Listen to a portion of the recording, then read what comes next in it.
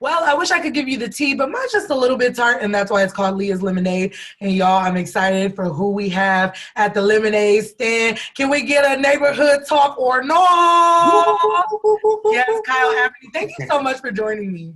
No, thank you for having me. It's a pleasure to be here. No, absolutely. And, I'm in the DMV, I'm at KYS, and obviously you are one of the greats out of the DMV. So I was like, people need to hear your story because I think you have a brand and a face, but people don't know the story and they don't know you and they don't know the background. And I think it's important to share that because there are kids who want to be bloggers. There are kids who want to do red carpet coverage and be correspondents and be on national television. Okay. You got a resume, y'all. So, I think it's important for people to get to know who Kyle is.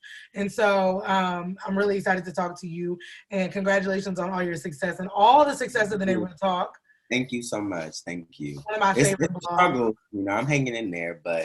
And we're going to get into that. I mean, what you can talk about. But, I do want people to understand because I know, even working in media myself, there's a lot of shit that we go through that people never get to see or people don't even think about it. Look at Wendy Williams' story. We learned so much about that woman that we never knew because it's Wendy Williams, right? There's this face, there's this brand, but there's so much going on behind it. And I think you can shed light on your story and show people, A, that it is possible no matter what happens, but B, we do go through stuff. So, I want to start from the very beginning. Tell me about what it was like growing up in the DMV. Growing up in the DMV, it was nice. I grew up in the suburbs, Upper Marlboro, off of PG County. Yeah. So I grew up in a nice little area. I like the people that I grew up with. I went to James Madison, went to Dr. Henry A. Wise. So I pretty much grew around. I pretty much just had a nice upbringing. I like the DMV. I don't like the cold, which is why God don't see me there right now. But other than that, I like what it did to me because it helped me be able to one, excel at my old job at the Shaderoom and what I'm doing now because, let's keep it real. DMV got a lot of the Black culture. People don't want to admit it. Okay. But a lot of what's on these blogs and the lingo and stuff comes from the DMV that these other ones are trying to take. So the DMV got that culture. Ooh. It can't be duplicated. It can't. Yeah. Often imitated, but can't be duplicated. Right. Right.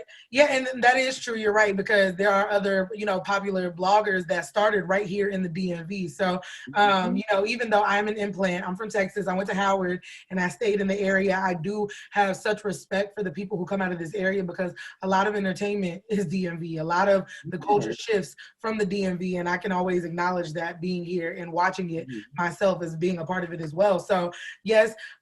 So then, okay, you go in the DMV, Upper Marlboro, you come, and then you go to Pepperdine. Yeah, I just had to, I love the DMV, but I just knew in my heart that for what I wanted to do, because I wanted to be like Ryan Seacrest, Terrence J. My teachers would always be like, oh, you talk so much. You need to go do something that deal with talking. When you grow up, go be a talk show host. So it stuck with me. So I always had on my mind that I wanted to live in LA. And partly because I used to watch Keeping Up with the Kardashians. And I thought that was the most glamorous little lifestyle. But then I got here and realized that ain't for me yet. I got work my way up to that part. So I went to Pepperdine. I followed my brother and I majored in broadcast journalism. And while I was there, I pretty much, it was like every other college kid. I didn't really take it too seriously. I got good grades and stuff, but as far as focusing on the afterlife, I didn't really focus on that until my senior year, when I realized I had to get an internship in my field in order to graduate. But I was like, oh, what am I going to do? I didn't start like everybody else. Some people were getting internships in their sophomore year, their junior year. So they were already, being able to build it up where I have no experience and I'm a senior. So I applied at TMZ and that's where I really wanted to work. I was like, oh, this is it. Of course. Right. I get the TMZ job, can't nobody tell me nothing. And I had went home for Christmas break and TMZ wanted me to come into the office and I couldn't. And they Skype, but it's not the same as an in person because they can't feel your energy and really get into your personality. Yeah, and plus I was a little nervous because, Mm-hmm. I can't fill you out, in Yeah, person. it's a little weird. Yeah, so then I came across the Shade Room, but it was the Shade Room Inc.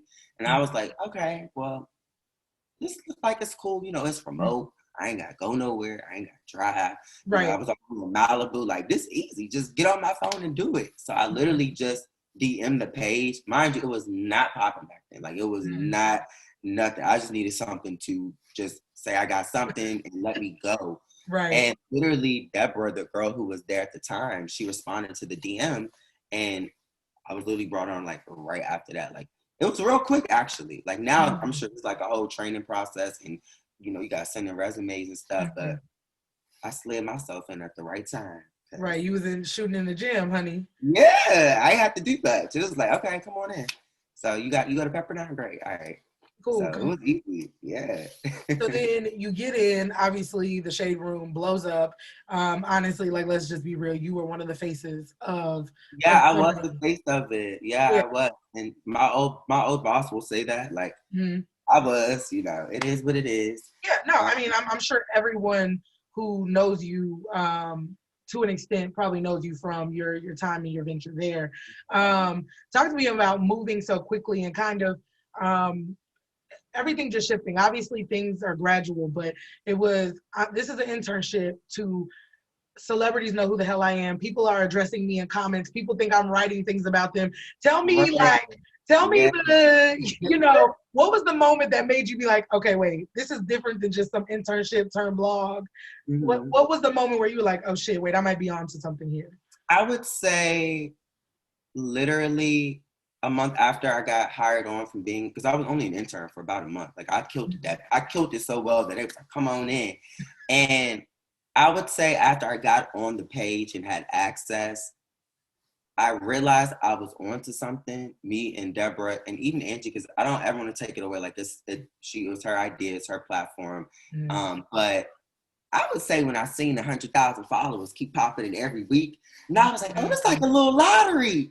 Like they really liking what we doing. I Right, was like, they like my brain. They like my little thoughts and stuff. Because right. literally, I'll be over here. I was like, when I first got brought in, I didn't get off the page till 2 a.m. I loved it that much. Like I was like, oh, I can post this, I can post that, I can post this, I can post that. Right. And they woke up the next morning, they was like, dang, Kyle, you did all this. Like you did a good job. Like I really loved it, but seeing the amount of people follow it, that's when I realized, oh, you on to a little gold mine right here. Like keep it up, So I would say that was it for me when I saw them followers just tripling like quick. Right, right. And then obviously then from that experience you leave the Shade Room and then you realize, wait, I have a knack for this. When was the point, like was there always in your mind, like no matter what happened, was there always a point where you were like, I kind of want to do this for myself? Or No, I never wanted to do this. This is the most stressful thing ever that I've ever like dealt with. I just wanted to be on TV. I just wanted to be on like a talk show host. Because when I was at the Shade Room, I was going on the Real. Like I was on there for probably like a good 3 months, going on there every Wednesday to talk about celeb news. Like I had my own little topic section. I was sitting right in the middle.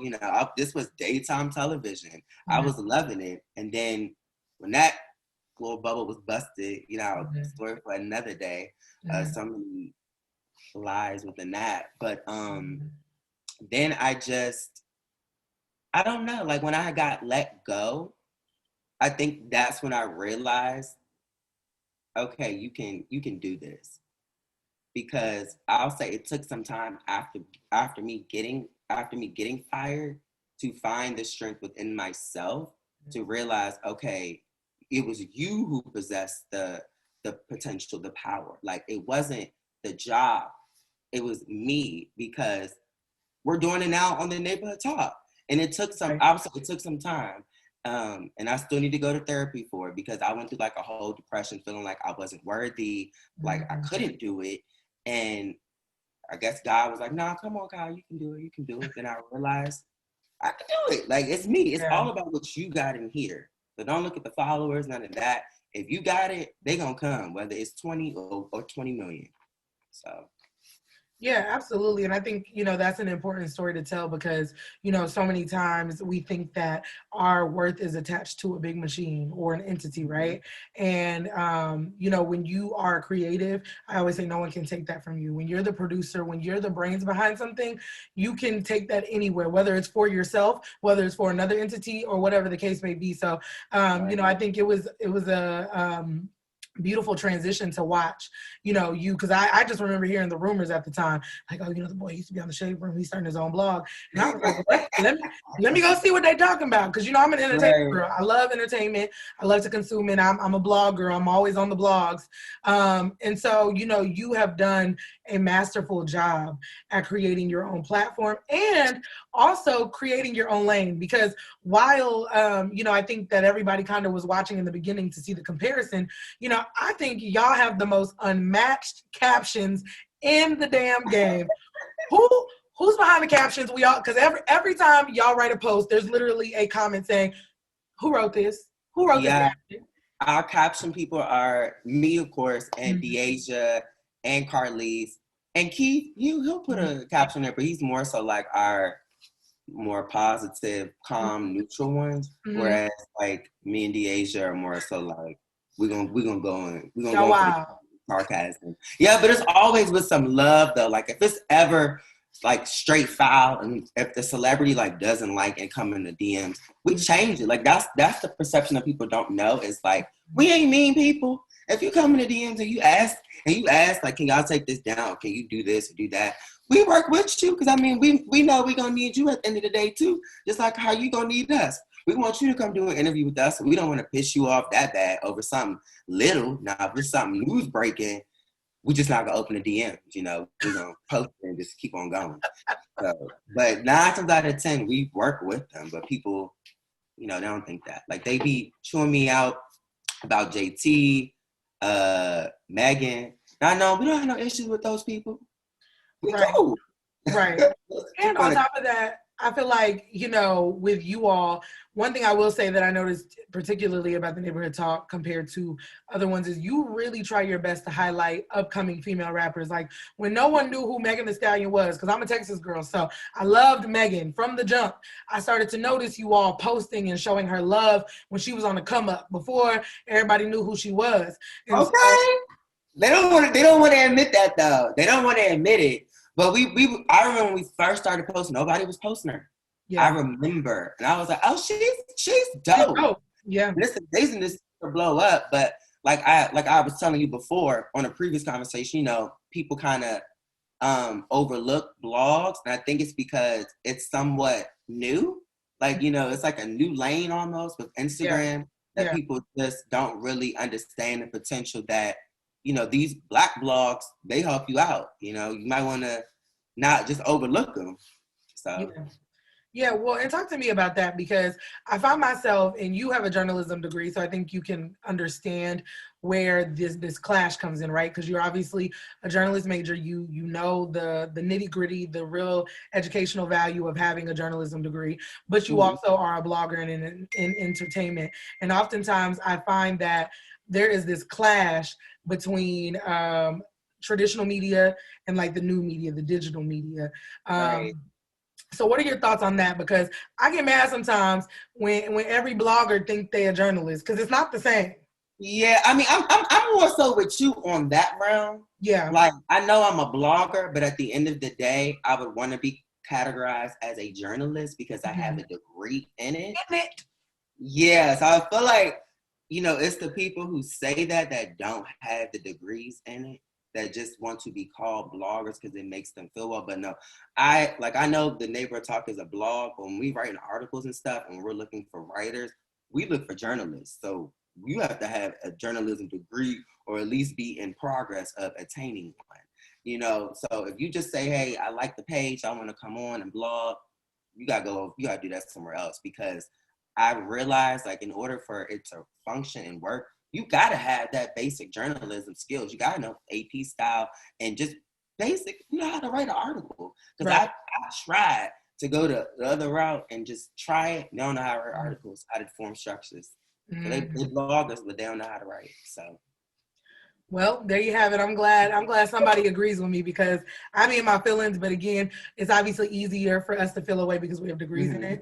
But Yeah. I just think that, there is a difference, and it is important to acknowledge that there is a difference. And, listen, there's nothing wrong with it. Everybody got their own lane. And I think that, people are finding out information faster on the neighborhood talk than they are from CNN.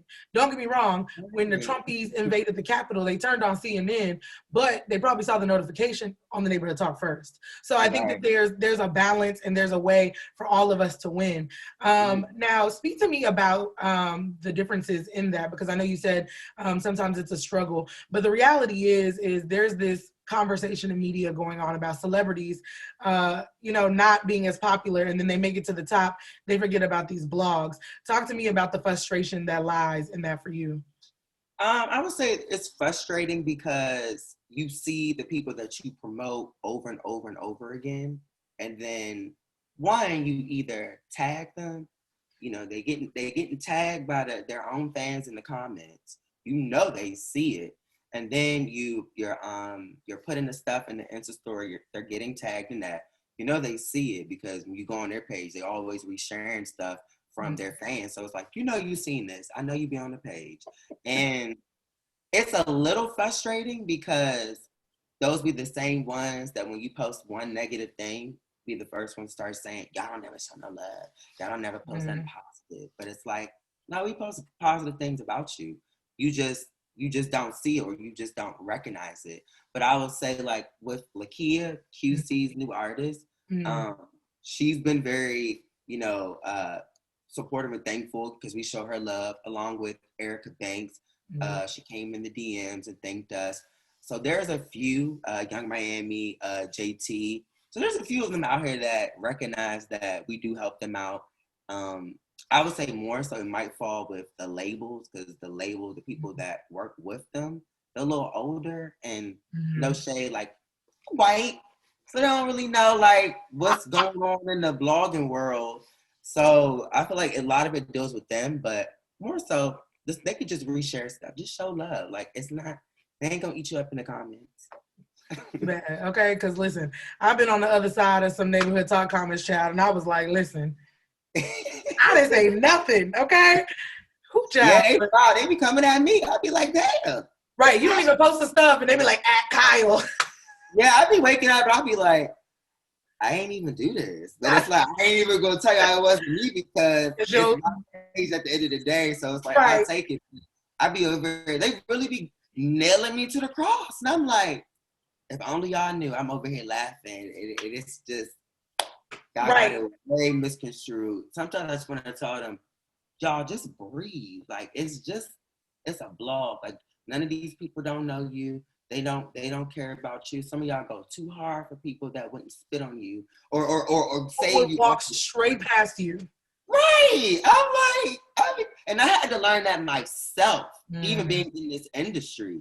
Because I always was like, oh, I need to be this person's friend, be this person's friend, be this person's friend, so I can be likable. I realized I don't mean shit. They still would do you dirty, and no loyalty. I learned that the hard way, but I'm thankful I learned it so young, because I'm only 26.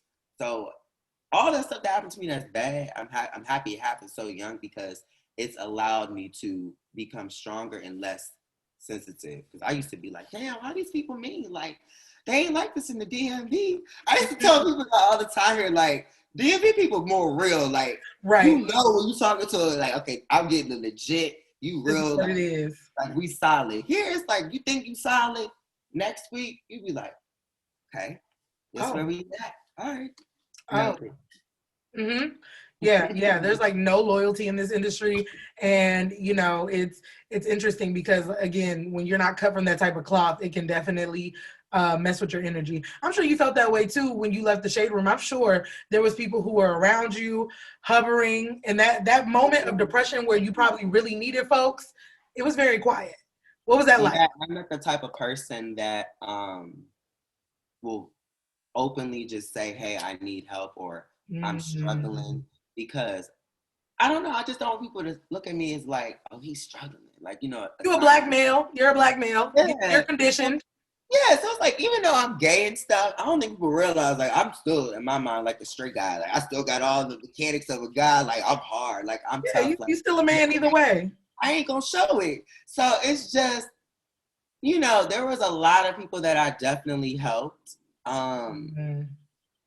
And some that I know had the connections at Instagram that if you needed something done in a blink of an eye, you can get it done. I ain't gonna say her name in particular, but there's one person who is literally friends with everybody in the industry. Her best friend is literally down the street in Calabasas. Mm-hmm. It starts clicking. Mm-hmm.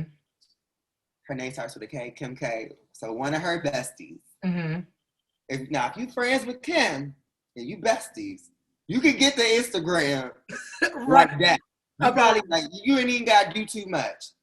So if I'm reaching out to you and I've done, certain stuff for you, and I posted your husband's side, baby, out of respect for you, the least you can do, in my opinion, is at least help me out with Instagram. And they told me like, oh, I reached out, this is what they said, and I accept it. But in my mind, I'm like, no, you got that power. Like if I know I have friends like that, and another person is helping me, and you walk in the same shoes as me, like I'm talking about somebody who's been in the same industry as us, did what we did, but has since elevated. So you know how hard it is. So I looked at you sideways because I'm like, okay, so then don't ask me to do nothing for you because y'all don't be doing nothing for me. Right. That's how I had it. Yeah. This industry is so like tit for tat, and I've realized like it's so difficult to try to be a person of integrity, right? Because being bruised and being treated like shit when it was unwarranted can make you hard sometimes, right? So then when it comes to those situations where you want to turn the other cheek or you want to do better, it's hard because I know for myself, like I've made a vow, no matter what, I'm always gonna try to be the Christian about things. Now I'm not gonna say I'm being nice to everybody. Don't get it twisted. But when it comes to principle, or if I have opportunities to do wrong by somebody, I definitely will do a double take in my head, like, all right, Jesus, we're trying to do this right because we're trying to walk in purpose, right? So Right. I completely get, your stance and being in your shoes because it can be difficult. And when you feel like you've done a lot for people and they turn that around and treat you like shit, it makes it really hard. And I'm just like you. I feel like I operate out of faith as well. 'Cause I believe in karma. So anytime I put something out or someone sends something that I know is like could really, really ruin somebody, sometimes I pass on it because I don't want that energy on me. I believe in energies and stuff like that. And I know I'm in this field, but some stuff I just won't touch. Like I will not go near somebody like outing somebody. I will not go near nothing like that. Some rape stuff, if it's something you don't want me to know or put out, like some stuff I don't feel like it's everybody. It's worth it. It's not worth it. Yeah, and that's a good point. I think that's great for people to know because I think that when people think of blogs, they think of salacious information. They think that y'all are just willing to sell y'all souls to put anything out, and I think that's a good line to draw for people to understand. Speaking of everything that you've just been through, I know you said that has helped you learn, but I know for me personally, there are situations that I look back on and I was like, damn, maybe I shouldn't have done that. Is there anything in your career that you look back on and you're like, maybe if I would have done this a certain way or that a certain way, it would have been different? Do you have any of those moments? Yeah. I feel like when it came down to that whole feud of like the Nicki and Cardi thing, I wish I just would have just stayed the hell out of that, like from the beginning, and just stayed out of it because the drama that came with it, it still following me today. I think Cardi just did something with TSR where she did a little Insta video and everybody was like, oh, y'all done cool, rah, rah, rah. And there was people coming at me saying, oh, it was because of Kyle. But not knowing, me and Cardi had patched things up last year. I thought y'all were all good now. Like, yeah, we had patched things up. The thing is, it just wasn't as broadcasted as hers was with the Shade Room, which whatever reason would be, which I don't want to throw no shade, but She got soon coming out, so Mm-hmm. it's her perfect time if you ask me. She Right. knew what she wanted to do. I ain't mad at it. Business is business at the end of the day. I let it go. But that situation still followed me. And just not being as open with the people in the office because like one of the girls, when she was leaving, she said, no, this is my last day. Like I'm leaving, yada yada. And I said, girl, I'm next. Like just joking. And then Right. I got back to my boss at the time. I was like, we had to have a whole meeting about it. She took me to get a hot dog. We laughed and kiki and moved on from it. But then 2 weeks later, when I had got fired, she brought that up into the meeting. And so I was like, what? Like, like it was a whole bunch of things she was just throwing. Right. But I would honestly say just shutting the hell up in the office and just being more observant and realize and trying to figure out, can I trust you? Like, are you trustworthy? There's only about damn near 5 of us in the office. So Right. I'm thinking like we all cool. We cool. We kicking it, right? Well, I know somebody's selling me out behind the door. So I would just learn to just shut up more. Mm-hmm. That's what I would do. Yeah, I think one of the things that you have to learn in this industry, regardless, and it's a thing that has to be taught, you can't, no matter how much somebody tells you that everybody's fake, it doesn't matter. You have to experience one, good, 2, 3 burns for you to be like, oh, okay. Because that's one of the things that I wish. Like I went into the industry very like bushy-eyed and open, thinking I could help everybody and thinking that everybody's word was bond, and that is not the case. So I know for me, like that is one of the main things, and always have a contract, have it in writing. Yes, yes. I learned so many lessons. I agree with you. Yes. So thank you so much for sharing your story because I think it's really important. And I think that, again, people in the DMV, kids in the DMV, it's more popular to be a blogger than it is a doctor these days. So, there are people. Still be a doctor because it's so many, the way we going, I feel like the blogging world is obsolete. It'll be obsolete soon. I feel it's about 1 million blogs out here.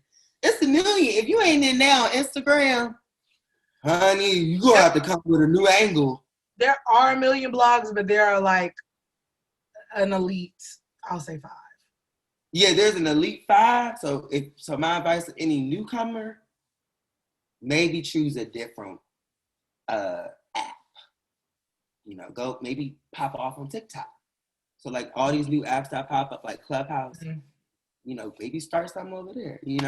Find your niche because on Instagram, it's gonna be hard. I mean, you going against big dogs. But I will say this though, in all fairness, listen, you go down into the store and there's 50 different brands on the aisle. So, just because the market is saturated don't mean, somebody can't come out of it. It is hard because there are the top 5, right? They're like, I think there's, a group of people that we all consider like who are our go-to. I know as an entertainment girl, there are my 5, especially urban outlets, I'll say. So, but yes, that is good advice. Yeah. That's good advice though, because I do think that, media is going to shift and we ain't going to be on Instagram for forever. We're just not. Yeah, and just like how you are, like you already got your stuff started doing interviews. You see every day there's a new celebrity popping up. I got a podcast with a video, and it's like, I know you probably be like, well, damn. Like everybody started one. Shoot, before you know it, everybody and their mama gonna have one. Listen, strike the iron while it's hot, honey. I'm gonna be right there podcasting in a little bit, child. Right. So you already got a good start on yours. Yeah, and I mean, the reality is you gotta cultivate yours the way you see fit because the market is saturated. So how will you stand out? And I think you've done a great job at making your company and your blog stand out for people. So listen, I have a little game because I always like to play games with people. The game is called Neighbor Who. So I'm going to give you options of 2 different types of neighbors, and you have to tell me obnoxious neighbors, might I add. Who would you rather be neighbors with? Okay. So would you rather be neighbors with a loud or a messy neighbor? A loud neighbor or a messy? I would rather be neighbors with a loud one. Loud. Because a messy one, I feel like you might be watching me or like at night or something, or it might be, suppose I want, I ain't no cheater or nothing, but damn, suppose I want to Step out of something. You won't know. Rendezvous. Are So you yeah, single, you Kyle? know, Are you I need single? somebody. I need somebody to keep the lips sealed. I don't want no peeping toms. Are you single, Kyle? In the I, neighborhood? uh, uh, I'm talking to somebody. Okay, you're dating. You're dating. Yeah, but I don't advertise that or showcase that on social media because I be feeling like once I give them a glimpse An of inch. my life, they be thinking they know me and they be thinking that they can control me and tell me what to do and not do on that page. And I have to be like, oh no. Y'all don't know me like that. We ain't met. You don't know my last name. You only know my middle name. So What do you like? Like what? Like who was that? B Simone who made everybody upset when she said she couldn't date a 9-to-5 man because he don't understand her lifestyle. Mm-hmm. What? You're the CEO of a popular blog. What is a man like that interests you? What are you looking for? Well, they can have a 9-to-5. That doesn't matter to me. As Okay. long as you're doing something, Mm-hmm. you know. I will say though, you do gotta have at least some in the bank. Like I ain't trying to be. Okay. Okay. I don't know happy meals every day. Like I know they say it's what's in the heart. I'm not a materialistic person, but I mean I ain't never dated no millionaire. So I don't know what that is like yet. But I pretty much know what I want, and I know I don't want to be eating hamburgers from McDonald's. So I just want somebody that's got a good head on his shoulders. I like dark skin. I like dark men. You know. So black specifically, or are you open to dating outside of your race? No, I like to just stick with black men. Mm-hmm. Mm-hmm. Happy Black History Month, folks. Yeah, black men, about over 6 feet. You Okay. know. Okay. I hope the men out You there got listening intelligible. So yeah, and men that just look not DL men, like you obviously got DL because I ain't Oh, got you gotta time. be out. I ain't got time to be You doing ain't solo in the shit. closet too. You need Yeah, that. like Yeah. I'm not that stage has long passed, so you got to be confident in yourself. And I mean, I don't want no flamboyant guy. Like you ain't got to be out here like prancing around or nothing. But just because I'm already a little extra. So somebody that's not somebody that's the opposite of me, like just a little reserved. regular dude, basically. That's just gay. Okay, gotcha. All right, sorry. I swerved, but I had to ask. All right. Would you rather be have a neighbor that you always hear have sex or seeing their dog shit in your yard? I'm not mad at the sex part. As long as they attractive, I'm not mad at it. Oh, And your like, imagination is real wild.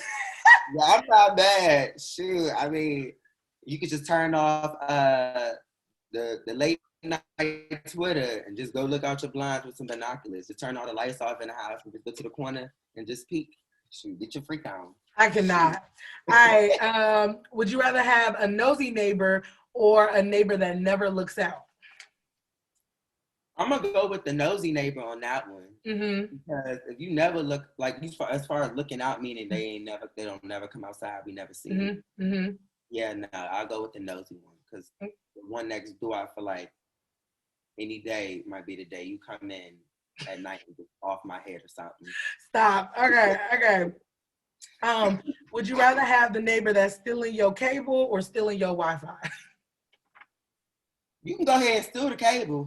Cause I don't watch TV like that. But if I got the Wi-Fi, as long as I can get on YouTube or I can get on Mr. World Premiere, I can pretty much watch all the shows I watch on TV. I got this whole website. You need to watch Housewives? I got you. You need to watch Married in Huntsville, Mr. World Premiere, y'all. They got all the hood shows on there. I don't even need the cable. I can go right on my Wi-Fi. So they can steal your cable. I got you. All right. The neighbor that is always knocking on your door asking for something, you got some sugar, you got something, or the neighbor that's always ducking you? I'm gonna go with the neighbor that's always ducking me. Because if you ducking me, I ain't gotta worry about entertaining you either. So I ain't gotta worry about you knocking on my door. So if you see me, I'm ducking you. You can duck me. Shoot. Bet. You know what we saying. All right. And of course, the neighbor who talks or the neighbor who's always quiet. I'm not mad at the neighbor who talks. Because I gotta tell you my business, but I would like to know everybody else's business so I know who who to look out for, just, get the neighborhood too, without me always having to be the messy one. So I go ahead. Because if you got one of them people, you can just make them look like they the bad ones, Yeah. The neighbor too. Yeah. Period. Well, Kyle, I don't want to hold you all night. I can talk to you forever. Thank you so much. Thank you for your contributions to the culture, because that's important, and what you do, spreading information for our people, more importantly, and them, the world. So thank you so much. Well, thank you for having me. This was so much fun. I could have sat here too all day. Listen, that's how the lemonade stand be.